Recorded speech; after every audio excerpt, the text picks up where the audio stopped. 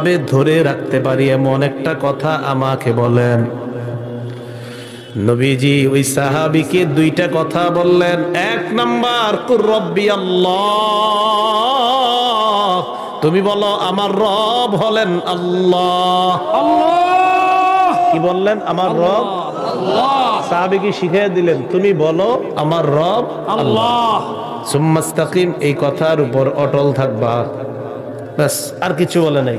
তুমি খালি একটু করো, তুমি বলো আমার রব আল্লাহ, এই কথাটার উপরে মরণ পর্যন্ত অটল থাইকো, মরবা জান্নাতে যাইবা। সুবহানাল্লাহ। এটা বলার পরে ওই সাহাবী বলে হুজুর ঠিক আছে বুঝলাম, আমার রব আল্লাহ, এই কথার উপর আমি অটল থাকবো। ইয়া রাসূলুল্লাহ মা আখাফু মা তাখাফু আলাইয়া, এবার আপনার কাছে জানতে চাই আমার জন্য সবচেয়ে ভয়ঙ্কর বিষয় কোনটা মনে করেন আমাকে একটু বলেন। আমার জন্য সবচেয়ে ভীতিকর বিষয় আপনার কাছে কোনটা? সবাই আমার দিকে তাকান। নবী আখাযা বিলিসানি নাফসিহি, নিজের জিহ্বাটা ধরলেন। আমার নবী নিজের জিহ্বা ধরেছেন, আমরা একটু ধরিয়া আল্লাহ আল্লাহ। নবী নিজের জিহ্বা ধরে বললেন হাজা, দেখেন আর কিছু বলে নাই, জিহ্বা ধরে বললেন হাজা, তোমার জন্য আমি সবচেয়ে ভীতিকর মনে করি এটা এটা। জিহ্বা ধরে বললেন আমি তোমার জন্য সবচেয়ে ভীতিকর মনে করি এটা এটা, মানে এটা ঠিক রাখো, সব ঠিক থাকবে। আল্লাহ বুঝার তৌফিক দান করেন। মিথ্যা কথা বলে কি দিয়ে? জিহ্বা দিয়ে। গীবত করে কি দিয়ে? ওজনে কম দেওয়ার সময় কাউরে বলে যে এটাতে কোনো সমস্যা নেই, এই নেই সেই নেই, কি দিয়ে বলে? মানে মানুষ যত ধোঁকাবাজি ইত্যাদি যা সব কি দিয়ে করে? সুদি লেনদেন কি দিয়ে করে? যত উল্টা পাল্টা কথাবার্তা জিহ্বা দিয়ে হয়। জিহ্বাকে সংযত রাখেন, আল্লাহ তৌফিক দান করেন। মূল কথা আসেন, রসুল যে এতক্ষণ এতগুলা কথা আপনাদেরকে শোনাইছে, রসুলের এই বলাগুলা কি? হাদিস। কথা বুঝছেন নি? জি। বুঝে থাকলে এবার পরের কথায় যাই। তিনি এটা করেছেন, তিনি এটা করেছেন, আমি তাকে বাজারে যেতে দেখেছি।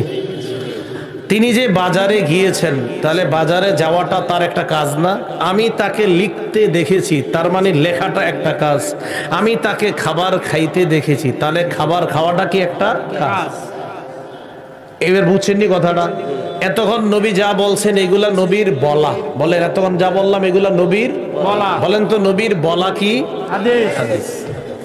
এবার বলেন বলেন নবীর কর্ম, বলেন কর্ম, এটাও হাদিস।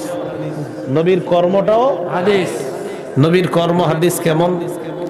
মুসলিম শরীফের বর্ণনা, আম্মা জান আয়েশা সিদ্দিকা রাদিয়াল্লাহু তাআলা আনহা বলেন, লা তাদা কিয়ামাল লাইল, এই তুমি তাহাজ্জুদ নামাজ ছাইরো না।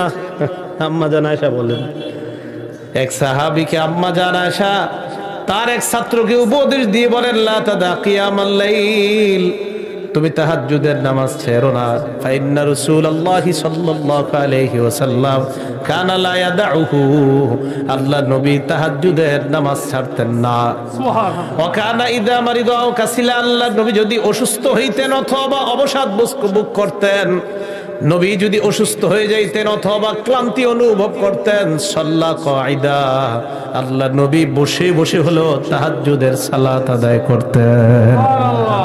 এটা বুঝছেননি কথাটা? নবীজি অসুস্থ হইলে বসে বসে কি করতেন? নবী তাহাজ্জুদ পড়তেন, বসে তাহাজ্জুদ আদায় করতেন। নবীর এই করাটা কর্ম, হাদিস। নবীর এই করাটা হাদিস। তাহলে এতক্ষণ জানলাম নবীর বলাটা হাদিস। এখন এই যে নবীর বসে তাহাজ্জুদ পড়া, নবী রাতে তাহাজ্জুদ পড়া, বলেন নবীর এই কর্মটা হাদিস। ইতু বুঝে আসছে আপনাদের? যেটা মাদ্রাসার ছাত্ররা বুঝার কথা আপনারা বুঝে লেছেন, বলেন আলহামদুলিল্লাহ। আলহামদুলিল্লাহ।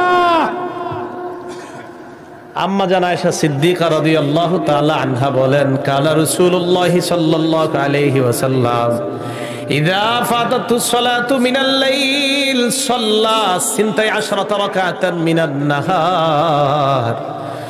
কোন কারণে যদি আল্লাহ রাসূলের রাতের বেলা তাহাজ্জুদ ছুটে যাইতো, মিন ওয়াজাইন আও গায়রিহি, কোন অসুস্থতার কারণে যদি আল্লাহ নবী তাহাজ্জুদ রাতে না পড়তে পারতেন, দিনের বেলা ওই তাহাজ্জুদ না পড়ার কারণে আরো 12 রাকাত নামাজ কাজা করতেন।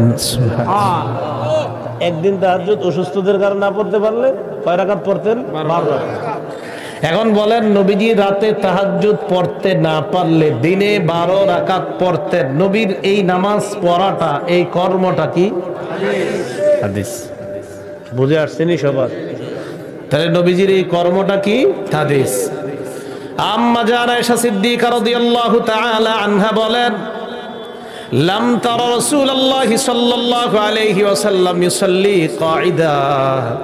আম্মা জান আয়েশা বলেন, তিনি কখনো আল্লাহ রাসূলকে বসে সালাত আদায় করতে দেখেন নাই, হাত্তা আসান্না, বয়স হওয়ার আগে। বয়স হওয়ার মানে বয়সটা বাড়ার আগে নবীরে কখনো তাহাজ্জুদ বসে পড়তে দেখে নাই। আম্মা জান আয়েশা বলেন, আল্লাহ রাসূলের বয়স যখন বেড়ে যায়, বুখারীর বর্ণনা 1067 নম্বর হাদিস। আম্মা জান আয়েশা বলেন, নবীর বয়স যখন বেড়ে যায়, বয়স বেড়ে যাওয়ার পর নবীজি সাল্লাল্লাহু আলাইহি ওয়াসাল্লাম ক্বরাআ কাঈদা, কানা ইয়াকরাউ কাঈদা, বসে বসে কেরাত পড়তেন। বয়স বেড়ে যাওয়ার পর তাহাজ্জুদ নামাজ শুরু করতেন বৈশা। বলেন কিভাবে? বসে বসে কেরাত পড়তেন। পড়ার পর হাত্তা ইদা আরাদা আইয়ারকা, নবী যখন রুকু করার ইচ্ছা করতেন, বসে কেরাত পড়ার পর রুকু করার ইচ্ছা করলে কমা, দাঁড়িয়ে যাইতেন। রুকু করার ইচ্ছা করলে দাঁড়িয়ে যাইতেন। দাঁড়ানোর পর কোরআন আহওয়াম মিন সালাসিনা আয়াতান আও 40 আয়া, দাঁড়ায়া আরো 30 আয়াত বা 40 আয়াত পড়তেন। সুম্মা রাকা, এরপর রুকু করতেন। সুবহানাল্লাহ। বয়স হয়ে যাওয়ার পর বৈশা শুরু করতেন। আল্লাহু আকবার। তো দীর্ঘ সময় কেরাত পড়তেন। পড়ার পর যখন রুকুটা করবে তখন দাঁড়াইতেন, দাঁড়ায়া আরো 30-40 আয়াত পড়তেন। পড়ার পর এরপর রুকু করতেন।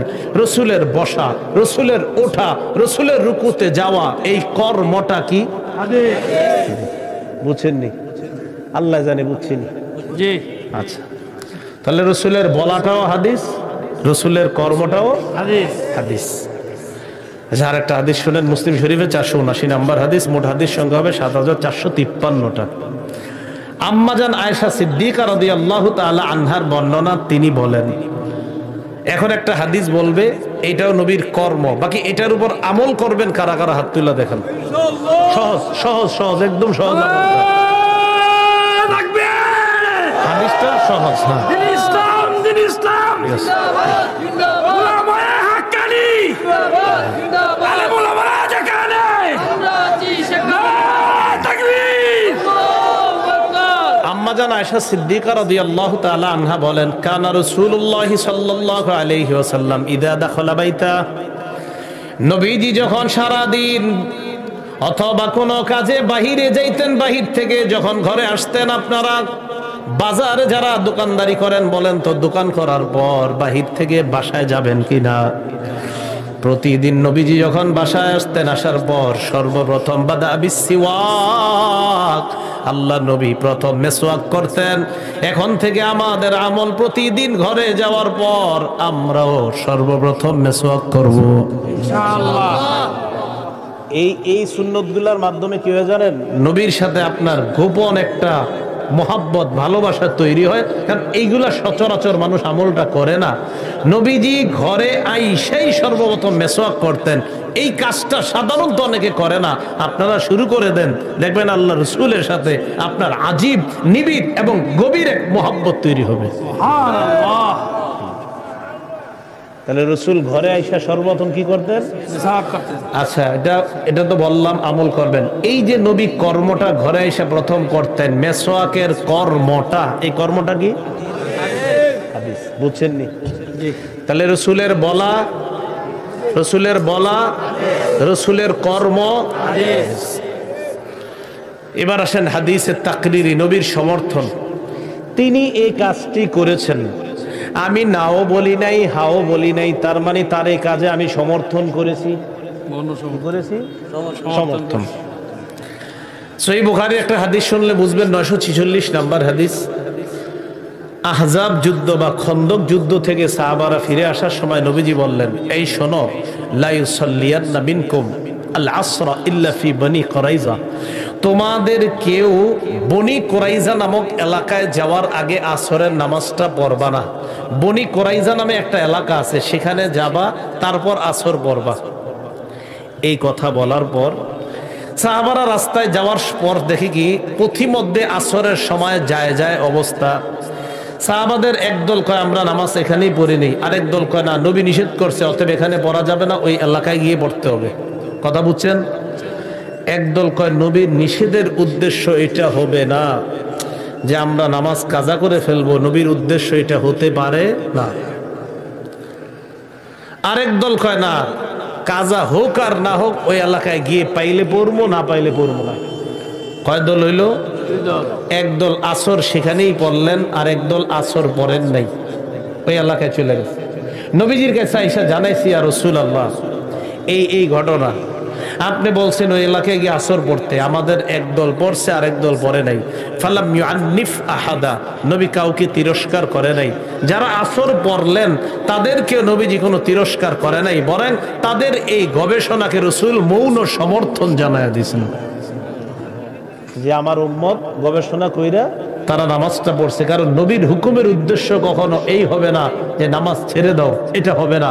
তখন সাহাবাদের একদল গবেষণা করে সেখানেই নামাজ আদায় করলেন, আর আরেক দল যারা নবীজির পুরা বাস্তব সরাসরি হুকুম পালন করছে তাদেরকেও কিছু বলে নাই। বাকি আসেন, এই যে রাসূল এক দলকেও কিছু বলেন নাই, তার মানে যারা গবেষণা করে নামাজটা পড়ে ফেলছে এটা রাসূল মৌন সমর্থন দিয়ে দিছে। রাসূলের এই মৌন সমর্থন করাটা হাদিস। সমর্থন করাটা কি হাদিস? তাহলে রাসূলের বলা, রাসূলের করা, রাসূলের কোন বিষয়ে সমর্থন দেওয়া হাদিস। 4 নাম্বার আও সিফাতান, নবীজির কোন গুণ কেউ বর্ণনা করছে এটাও হাদিস। নবীজির কোন গুণ কেউ বর্ণনা করছে এটাও কি হাদিস। সহিহ বুখারী 3549 নাম্বার হাদিস। এই হাদিসে আছে কানা রাসূলুল্লাহ সাল্লাল্লাহু আলাইহি সাল্লাম আহসানান নাসি ওয়াজহান ওয়া আহসানাহুম খালকা। আল্লাহ রাসূল এই পৃথিবীর সব মানুষের মাঝে সবচেয়ে বেশি সুন্দর ছিল তার চেহারাটা। সুবহানাল্লাহ। আর ওয়া আহসানাহুম খালকা, মানুষের মাঝে সবচেয়ে গঠনের দিক থেকে আল্লাহ রাসূল শ্রেষ্ঠ গঠনের অধিকারী ছিলেন। এখন আসেন, নবীর ব্যাপারে যে এক সাহাবী কথাটা বলছে রাসূল সবচেয়ে সুন্দর ছিলেন, গঠনটা সবচেয়ে সুন্দর ছিল, নবীর উপস্থিতিতে এই কথাগুলা বলা নবীজির ব্যাপারে, এটাও হাদিস। এটা কি হাদিস? এবার বলেন, নবীর বলা, নবীর করা হাদিস, কোন বিষয়ে নবীর সমর্থন দেওয়া হাদিস, রাসূলের ব্যাপারে কোন সাহাবী বলছে তিনি এমন ছিলেন এমন ছিলেন, এটা হাদিস। বুঝছেন নি? এবার আসেন মূল কথায় আসি। প্রশ্ন, এই যে হুজুর এত এত হাদিস শোনাইলেন নবীর কথা বলা, আমরা যারা হাদিস মানি না, একদল যারা হাদিস মানে না, তারা কয় আপনারা যে এই কথাগুলা আরিফ সাহেব আপনি যে তখন বুখারী মুসলিম তিরমিজি দিয়ে কইলেন এগুলা তো লেখা হাদিস, নবী তো হাদিস লিখতে নিষেধ করছে, আপনারা কই পাইলেন এই লেখা হাদিস? সুন্দর প্রশ্ন। আসলে নবী এক হাদিসে নিষেধ করছে হাদিস লিখতে। কোন হাদিসে নিষেধ করছে এটা জানার আগে আরেকটু বুঝি। রাসূলুল্লাহ সাল্লাল্লাহু আলাইহি সাল্লাম ওনার হাদিসগুলা প্রচার করার কথা এটা হাদিসে বলছে। সহিহ বুখারীর বর্ণনা 3461 নম্বর হাদিসে রাসূল বলেন, বাল্লিগু আন্নী ওয়ালাউ আয়া, আমার পক্ষ থেকে একটা আয়াতও যদি জানো এটা পৌঁছে দাও। তাহলে রাসূলের পক্ষ থেকে যা জানবো কি করে দিব? পৌঁছে দিব। আবু দাউদ শরীফের 3659 নম্বর হাদিসের বর্ণনা, নবী বলেন, তাসমাউনা, এই সাহাবারা আমার কথা মন দিয়ে শুইনো, ইউসমাউ মিনকুম, তোমাদের থেকে অন্যরা শুনবে, ওয়া ইউসমাউ মিম্মান সামিআ মিনকুম, তোমাদের থেকে যারা শুনবে তাদের থেকে অন্যরা শুনবে। তার মানে বোঝা গেল আমার কথা মন দিয়ে শোনো, আর শুনলে মুখস্থ থাকবে, অন্যদেরকে শোনাইতে পারবা, তারাও মুখস্থ রেখে অন্যদেরকে শোনাইতে পারবে। লেখার কথা কিন্তু এখনো আসে নাই, বলছে শোনো। আচ্ছা, এইভাবে রাসূল সাল্লাল্লাহু আলাইহি সাল্লাম বললেন আমার কথাগুলা প্রচার করে দাও। সহিহ বুখারী 67 নম্বর হাদিসের শেষে আছে, লিউবাল্লিগি শাহিদুল গায়বা, এই সাহাবারা আমি যে এতক্ষণ উপদেশ দিলাম, তোমরা যারা যারা শুনছো আমার কথাগুলা, তোমরা উপস্থিত যারা আছো অনুপস্থিতদের কাছে পৌঁছায়া দিবা। তাহলে রাসূলের হাদিস পৌঁছানোর কথা এটা হাদিস দ্বারা প্রমাণিত। কিন্তু কিভাবে পৌঁছাবো, মুখস্থ না লিখিত? মুখস্থ যে আছে এই বিষয়টা একদম হাদিসে পাওয়া যায় যে হ্যাঁ মুখস্থ প্রচার করা কোনো সমস্যা নাই। সহিহ বুখারীর 53 নম্বর হাদিসে আছে, রসুল লম্বা আলোচনা করছেন রবিয়া গোত্রকে, 4টা আদেশ করছেন, 4টা নিষেধ করছেন। করার পর রসুল বললেন ইহফাজুহুন্না, আমার এই কথাগুলা মুখস্থ রাখো, ওয়াখবিরু বিহিন্না মান ওয়ারাআকুম, আমার এই কথাগুলা অন্যদের কাছে পৌঁছায় দিও। তাহলে এই হাদিস থেকে জানলাম মুখস্থ করে অন্যদের কাছে পৌঁছায় দিও। লেখাটা পাইলেন কি? এই যে বুখারী মুসলিম, লেখাটা কই পাইলেন? এখন তাদের প্রশ্ন এবং প্রশ্নের পক্ষে দলিল, এই জায়গাটা একটু সবাই একদম এতক্ষণ যতটা মন দিছেন এখন সবচেয়ে বেশি মন দেন, মনোযোগ। সবাই রেডি তো? মুসলিম শরীফের 3004 নম্বর হাদিস, মোট হাদিস সংখ্যা হবে 3033টা এই সিরিয়ালটা অনুযায়ী। এই হাদিস দিয়া হাদিস অস্বীকারীরা দলিল দেয়, যারা হাদিস অস্বীকার করে তারা এই হাদিস দিয়া দলিল দেয়। রাসূল সাল্লাল্লাহু আলাইহি সাল্লাম বলেছেন লা তাকতুবু আন্নি, এই তোমরা আমার থেকে হাদিস লেখো না। রাসূলের নিষেধ, রাসূলের নিষেধ। শুধু নিষেধ না, সাথে সাথে বলছে ফাইন্নাহু মান কাতাবা আন্নি, আমার থেকে যারা হাদিস লিখেছে গায়রুল কোরআন, কোরআন ছাড়া অন্য কিছু যারা লিখছো, ফালইয়ামহু, তাড়াতাড়ি মুছো।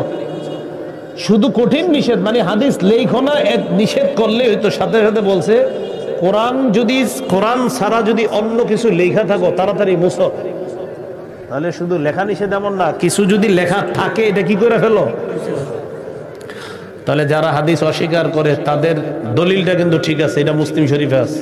তাহলে আমরা দলিল কি করলাম? মেনে নিলাম, রাসূল হাদিস লিখতে নিষেধ করেছে। এবার জবাব মন দিয়ে শোনেন। ফেসবুকে যদি দাওয়াত দেয় সুন্দরভাবে জবাবগুলা লিখে দিবেন। জবাব, প্রথম জবাব হলো এই, বলেন আমার সাথে যে রাসূল হাদিস লিখতে নিষেধ করেছেন এই কথাটি, বলেন এই কথাটি নবুয়তের প্রথম যুগের কথা। যেন, বলেন সবাই, কোরআন এবং হাদিস আল্লাহর কথা এবং নবীর কথা মিলে না যায়, তাই রাসূল কোরআনের সাথে হাদিস লিখতে নিষেধ করেছেন। কোরআন আর হাদিস যেন মিলে না যায় তাই রাসূল নিষেধ করেছেন, এই তোমরা শুধু কোরআন লেখো, হাদিস লেখো না। কেন? কারণ এরকম হয়ে যাইতে পারে কোরআনের কোন আয়াতে আমার কথা ঢুকাই দিতে পারো, তাই এটা লিখো না।